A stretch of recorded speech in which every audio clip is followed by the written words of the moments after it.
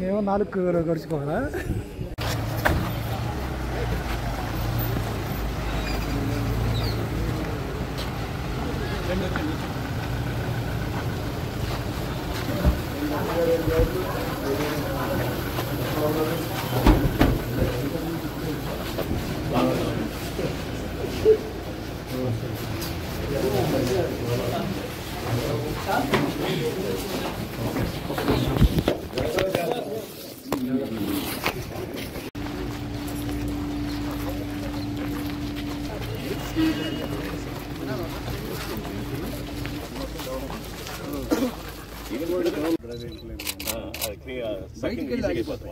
బయటికి వెళ్ళి ఆగుతాయి, అక్కడి నుంచి పో.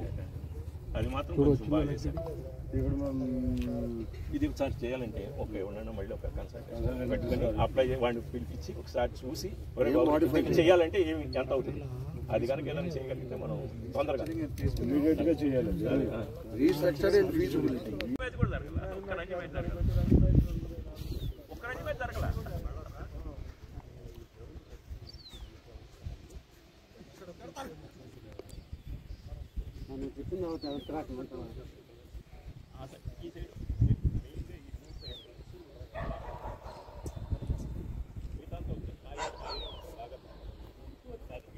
ప్రతినిధులు, క్లబ్ అసోసియేషన్స్, క్లబ్స్తో కలిపి మంగళగిరి స్టేడియం ఏ విధంగా ఉంది, అసలు ఏ విధంగా డెవలప్ చేయొచ్చు అనే విషయంలో ఇక్కడికి వచ్చి మొత్తం స్టేడియం మొత్తం ఇన్స్పెక్ట్ చేయడం జరిగింది. తప్పకుండా చాలా బాధాకరమైన విషయం. కాంట్రాక్టర్ లేక గత 5 సంవత్సరాల నుంచి ఈ స్టేడియం మూలబడిపోయింది. అంతేకాకుండా డిజైన్ లోపం వల్ల పలు మార్పులు చేశారు. వీటిని అర్జెంటుగా ఇవాళ కాంట్రాక్టర్తో సెటిల్ చేసుకుని స్టేడియంని మళ్ళీ మొదలు ప్రారంభించాలి. ముఖ్యంగా అమరావతి ప్రాంతం, రాజధాని ప్రాంతం, ఈ ప్రాంతంలో ప్రజలందరూ కోరిక ఒక అద్భుతమైన ఇంటర్నేషనల్ క్రికెట్ స్టేడియం చూడాలని అనుకుంటున్నారు ఎప్పటి నుంచో.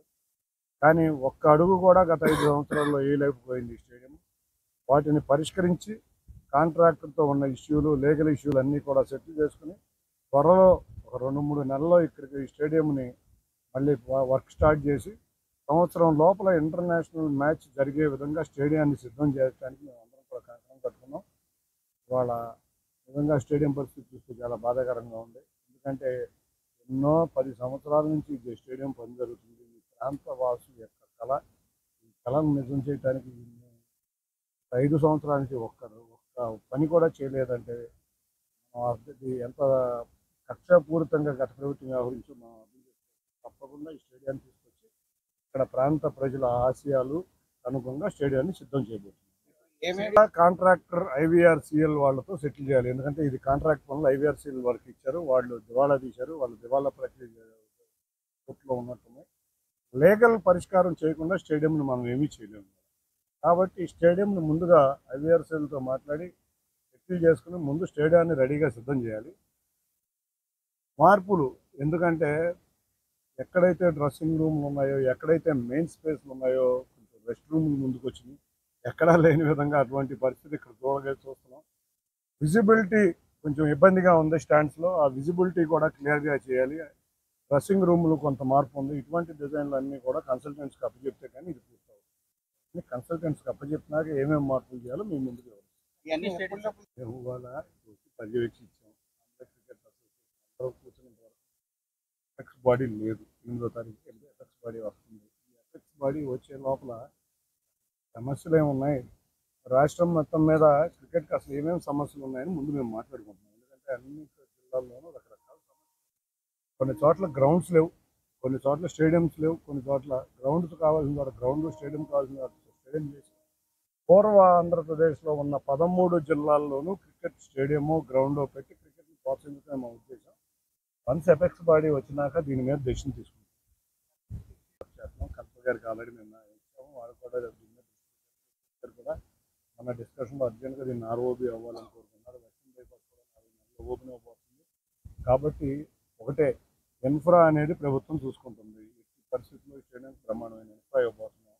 అంతేకాకుండా ఇక్కడ ప్రాంత వాసులకి ఏదన్నా ఇబ్బంది ఉంటే కూడా మేము ముఖ్యంగా స్టేడియం రెడీ అయ్యే టైంకి ఇక్కడ ఉన్న రోడ్డు కనెక్టివిటీ కానీ, ఇక్కడ ఏమన్నా ఇంకా ప్రాథమిక అవసరాలు ఏదన్నా మంచినీటి ఫెసిలిటీలు కానీ రైల్వే డిఆర్ఎం కూడా లెటర్ పెట్టాము ఆల్రెడీ ఆర్ఓబి మీద, దాని మీద పని జరుగుతుంది. ఈ స్టేడియం స్టార్ట్ అయ్యే లోపల ఆర్ఓబి కూడా పూర్తి అయ్యేది తప్పకుండా అయిపోతుంది. ఏముంది ఆర్యూబి అయితే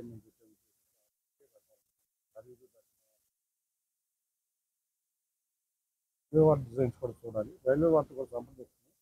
ఆర్ఓబి అంటారు, నాకు తెలిసి అయితే ఆర్ఓబిఏ వస్తుంది మేము అనుకుంటున్నాం. ఆర్ఓబి కూడా డబుల్ ఆర్ఓబి వచ్చేటట్టు చూద్దాము. ఎందుకంటే traffic in and exit traffic సుమారు 32,000 మంది ప్రజలు ఇక్కడ రావాల్సి వస్తుంది. రైల్వే వారితో మాట్లాడినా కానీ వెస్టర్న్ బైపాస్ నుంచి రోడ్డు తీసుకున్నా కానీ ఇంకా రాష్ట్ర ప్రభుత్వం సహాయంతో ఈ యంత్రం పూర్తి చేస్తారు.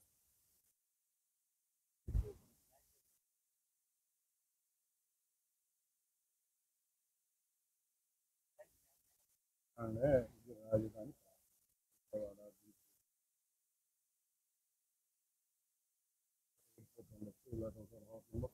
స్టేడియం ఉండొచ్చు, ఇంకో చోట ఇంకోటి ఉండొచ్చు. కాబట్టి వాళ్ళు ఉన్న మన అరకొర్ర రాష్ట్ర ఆర్థిక పరిస్థితి బట్టి మనం అడ్జస్ట్ అయ్యి వెళ్ళాలి.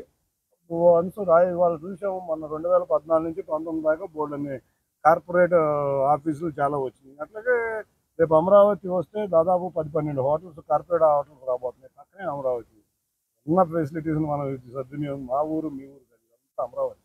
అమరావతి మా రాజధాని, మన కలర్ రాజధాని. అమరావతి ప్రాంతం అభివృద్ధి చెందాలి. విజయవాడ అవ్వచ్చు, గుంటూరు అవ్వచ్చు, మంగళగిరి అవ్వచ్చు, అంతా కలిపి ఎక్కడైతే బైలాస్లో ఏ విధంగా రాజధాని ప్రాంతం ఎక్కడ ఉండాలో అని రాసిందో ఆ విధంగా ఆఫీసు ఉంటుంది. బైలాస్లో ఏదుంటే అది, నాకు ఇంకా చూడలే బైలాస్లో ఏ విధంగా ఉందో బైలాస్ ఉన్న దాని ప్రకారం మనం పాటించాలి. కానీ బైలాస్ని అయితే దాటి మనం చేయలేము. కాబట్టి బైలాస్లో ఏ విధంగా ఉందో చూసుకుని ఎక్కడ ఉండాలో అక్కడికి మేము తీసుకొస్తాం. అందులో ఈ ప్రాంతం కొంచెం రాష్ట్రానికి మధ్యలో ఉంది కాబట్టి బైలా కనుక అట్లా ఉంటే అప్పుడు ఈ ప్రాంతంకి వస్తాం. కానీ బైలా వైజాగ్ ఉంటే వైజాగ్లో ఉంది. ఏ విధంగా బైలా ఉందో ఆ విధంగానే ప్రవర్తిస్తాం. Thank you.